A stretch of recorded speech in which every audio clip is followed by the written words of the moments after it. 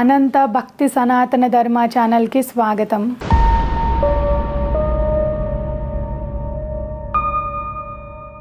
ఓం శ్రీ గణేశాయ నమః. ఓం శ్రీ సరస్వతీయై నమః. ఓం శ్రీ గురుభ్యో నమః. శ్రీ గణేశ పురాణంలోని కమలాపుత్ర వర్ణనం అని 19వ అధ్యాయము. అప్పుడు భృగు మహర్షి ఆ తరువాత కథాక్రమాన్ని సోమకాంతుడితో ఇలా కొనసాగించాడు. ఓ రాజా, బ్రహ్మ వద్ద నుంచి పై కథా వృత్తాంతాన్ని అంతా విన్న వ్యాసుడు ఇంకా ఇలా పరిప్రశ్న చేశాడు. ఓ సృష్టికర్త, పరమశుభదాయకములు మంగళప్రదములు అయిన గణేశ భగవానుని లీలలను మహత్యమును ఎంత విన్నా తనివి తీరటం లేదు. పాపహరము సకలాభీష్టప్రదము అయిన గణేశుని గాథను ఇంకా వినగోరుతున్నాను అన్న కృష్ణ ద్వైపాయనుడైన వ్యాసమునీంద్రునితో బ్రహ్మ ఇలా అన్నాడు. ఓ వ్యాసమునీంద్ర, దేవతలందరి పూజలను ప్రథముడిగా అందుకుని పరమ శుభకరములైన వరద వినాయకుడి లీలా విశేషాలను నీ అభీష్టం మేరకు వివరంగా తెలియజేస్తాను. శ్రద్ధతో ఆలకించు. పూర్వం విదర్భ దేశాన్ని భీముడు అనే రాజు పరిపాలిస్తుండేవాడు. అతడు మహాబలపరాక్రమ సంపన్నుడు. అనేక మంది రాజులను తన శౌర్య పరాక్రమముల చేత వశం చేసుకొని వారిని సామంతులుగా చేసి వారు చెల్లించే కప్పం స్వీకరిస్తూ కౌండిన్యమనే పేరు గల నగరానికి రాజధానిగా చేసుకుని పాలించేవాడు. ఆ రాజుకు బ్రహ్మాండమైన సైన్యం సర్వసన్నద్ధమై ఉండేది. దాన ధర్మముల యందు వితరణ కలిగి అడిగిన వారికి లేదనకుండా ఇచ్చే ఆయనను ఆశ్రయించి అనేక మంది వేద పండితులై బ్రాహ్మణులు జీవించేవారు. ఆ రాజుకు చారుహాసిని అని పేరు గల సకల సౌందర్య సద్గుణ శోభితురాలు మహాపతివ్రత అయిన భార్య ఉండేది. ఏ లోటు లేకుండా సకల సంపదలు అనుభవిస్తున్న ఆ రాజదంపతులకు రాజ్యభోగాలు ఎన్ని అనుభవిస్తున్నా సంతాన యోగం మాత్రం కలుగలేదు. ఆ రాజు పుత్ర సంతానాన్ని కోరి అనేక పూజలు, వ్రతాలు, దాన ధర్మాలు ఆచరించిన ఏమాత్రం ఫలితం లేకపోయింది. ఎంతకాలం నిరీక్షించినా తమకు సంతానం కలిగే సూచనలేమీ కనిపించక దిగులతో కృశించసాగాడు.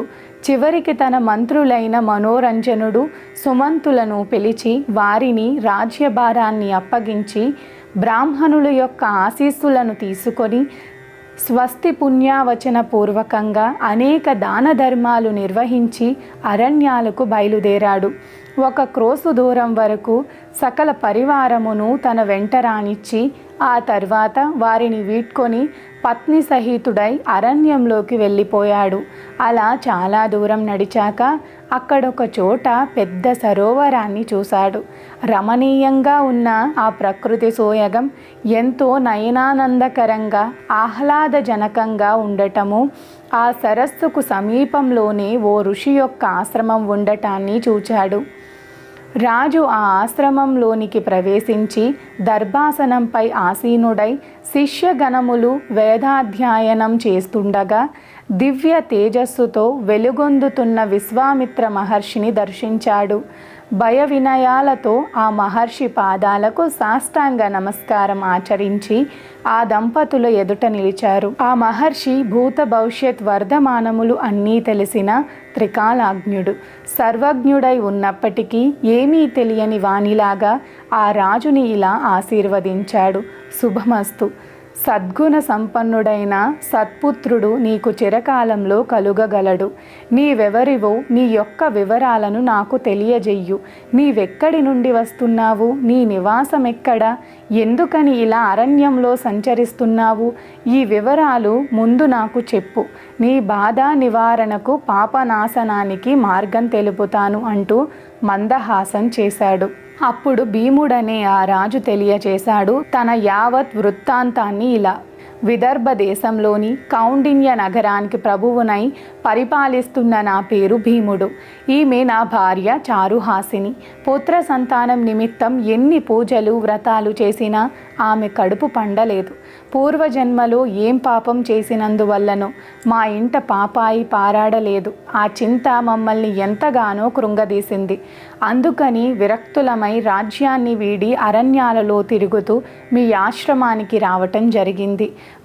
మహిమాన్వితమైన మహాత్ముల దర్శనం అనంత ఫలప్రదము. సద్య ఫలాన్ని చేద్దును. తమ అమోఘ ఆశీస్సులు తప్పక ఫలిస్తాయి. అయినా నా పూర్వజన్మ దుష్కర్మ ఎలాంటిది? దానికి పరిహారం ఏమిటి? కృపాసింధువై తమరు సర్వజ్ఞులే కదా, త్రికాలదర్శి కూడా. నా యందు దయ ఉంచి ఆ వివరాలు ప్రాయశ్చిత్త విధానము తెలియజేసి నన్ను కృతార్థుణ్ణి చెయ్యండి అంటూ ప్రాధేయపడ్డాడు. ఓ వ్యాసమునీంద్ర, ఆ మాటలకు విశ్వామిత్రుడు ఇచ్చిన ప్రతివచనం ఏమిటో శ్రద్ధగా ఆలకించు అంటూ చతుర్ముఖుడు భీముడనే రాజు యొక్క పూర్వజన్మ వృత్తాంతాన్ని విశ్వామిత్రుడికి చెప్పినది యావత్ వ్యాసమునీంద్రునికి ఇలా వివరించసాగాడు. భీముడనే రాజు యొక్క పూర్వజన్మ వృత్తాంతాన్ని విశ్వామిత్రుడు వివరించటం విశ్వామిత్రుడిలా చెప్పసాగాడు. ఓ రాజా, నీవు పూర్వజన్మలో ధనగర్వం ఐశ్వర్యమదం చేత తరతరాలుగా మీ వంశంలో కులదేవతగా అర్చించబడుతున్న ఆ గజాననుడి పూజను గర్జించి నీ కులధర్మమును విడిచివేశావు. మీ పెద్దలు మాత్రం సదాచారులై వేదశాస్త్ర పురాణాలలో చెప్పబడిన ధర్మములన్నీ చక్కగా తెలుసుకొని అనుష్ఠించిన వారే. వారు శ్రద్ధాభక్తులతో ఆ గజాననుణ్ణి నిత్యం ఆరాధించేవారు. అటువంటి వంశపారంపర్యమైన సత్సాంప్రదాయాన్ని వీడటం వలని నీవు ఈ జన్మలో సంతానహీనుడవైనావు. ఇంకో ముఖ్య విషయం కూడా చెబుతాను విను.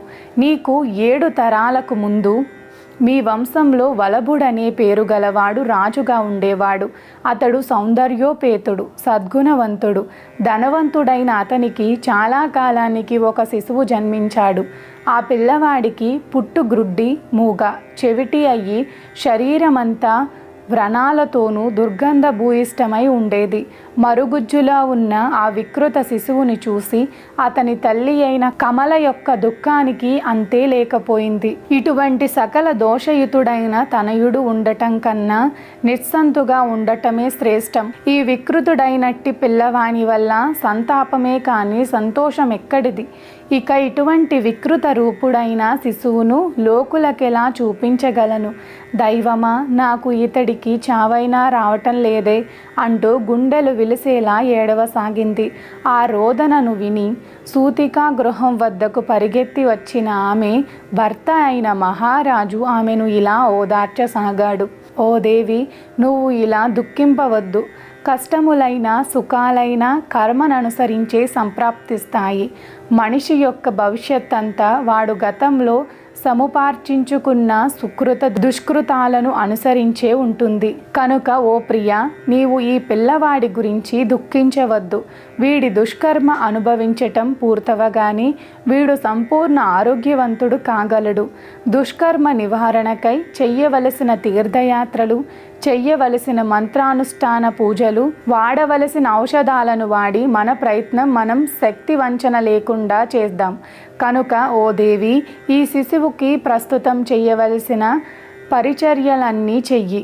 ఇలా భర్త చేత సముదాయించబడిన ఆ రాణి దుఃఖాన్ని అణుచుకొని ఇష్టసుఖులతో కూడి ఆ బాలుడికి స్నానాధికాలు చేయించి శుభ్రపరిచింది. ఆ రాజు కూడా శిశువు పుట్టినప్పుడు చెయ్యవలసిన జాతకర్మను నిర్వర్తించి బ్రాహ్మణులందరికీ భూరి దాన ధర్మములు ఇచ్చి పూజించి ఆ భూసురుల ఆశీస్సులను పొందాడు. ఇది శ్రీ గణేశ పురాణం ఉపాసనా ఖండంలోని కమలాపుత్ర వర్ణనం అనే 19వ అధ్యాయం.